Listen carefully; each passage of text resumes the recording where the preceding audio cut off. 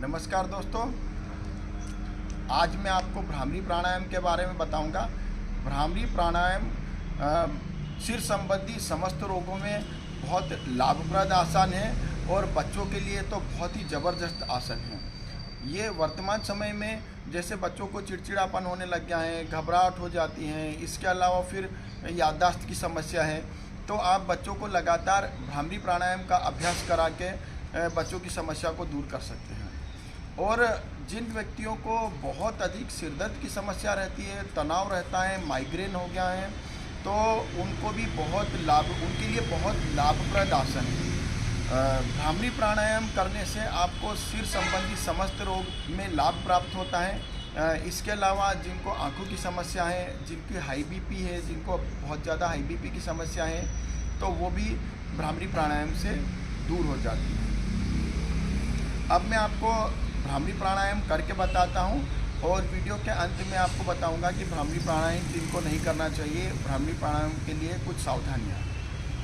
भ्रामरी प्राणायाम करने के लिए आप इस प्रकार सुखासन, सिद्धासन, पद्मासन, किसी भी सुखपूर्वक आसन में बैठ के इसको कर सकते हैं। जो रोगी हैं, जो बैठने में सक्षम नहीं हैं, वो व्यक्ति इनको चेयर पे बैठ के भी कर सकते हैं। असाध्य रोगी इसको लेटे लेटे भी भ्रामरी प्राणायाम का अभ्यास कर सकते हैं। आसन के नाम से ही आपको पता चलता है, भ्रामरी मतलब जो भ्रमर होता है, उसकी तरह आपको भंवरा जैसे नाद करता है, उसी गुंजन करता है, उसी प्रकार आपको आँख बंद करके, मुंह बंद करके, सिर पर मन में ही ओम का उच्चारण करते हुए भंवरे की तरह नाद करना है। इसमें आपको ये तर्जनी को माथे के ऊपर लगाना होता है और आँख, तीनों उंगलियों से आँख को बंद करना है और ये कान को धीरे से, कान के टिप को इस प्रकार बंद करके कान को बंद करना होता है अंगूठे से।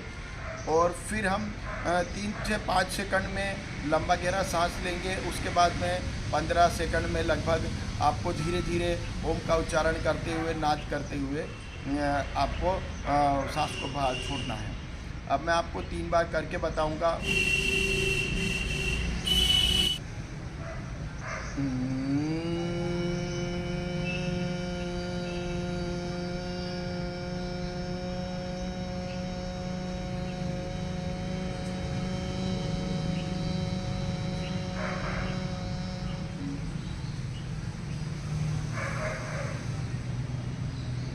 वापस सांस लिया, फिर चालू करना है।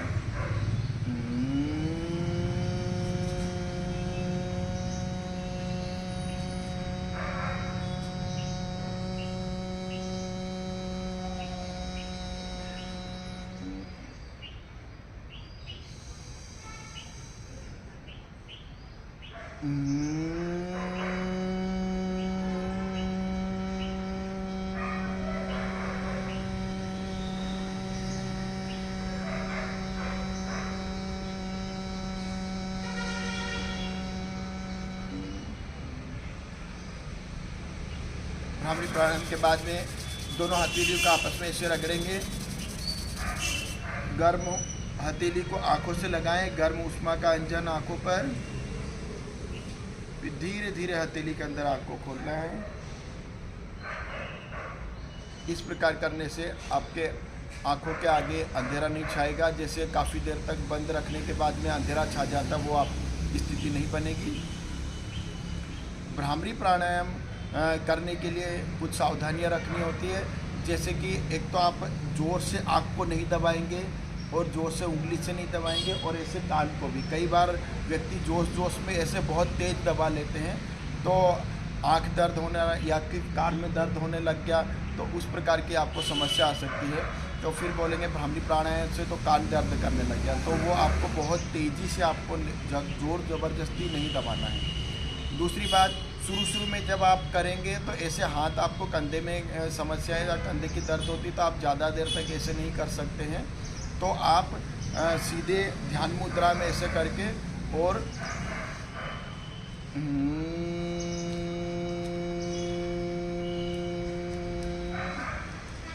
इस प्रकार भी आप नाद कर सकते हैं।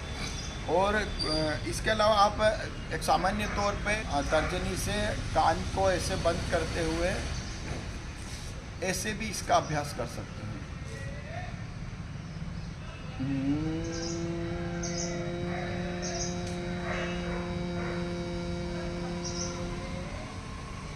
देखिए, भ्रामरी प्राणायाम का अभ्यास आप इस प्रकार भी कर सकते हैं। जिन व्यक्तियों के कान में दर्द है वो इसका अभ्यास ना करें। जिनको बहुत ज़्यादा बीपी की समस्या है तो वो सामान्य रूप से धीरे धीरे इसका अभ्यास करें।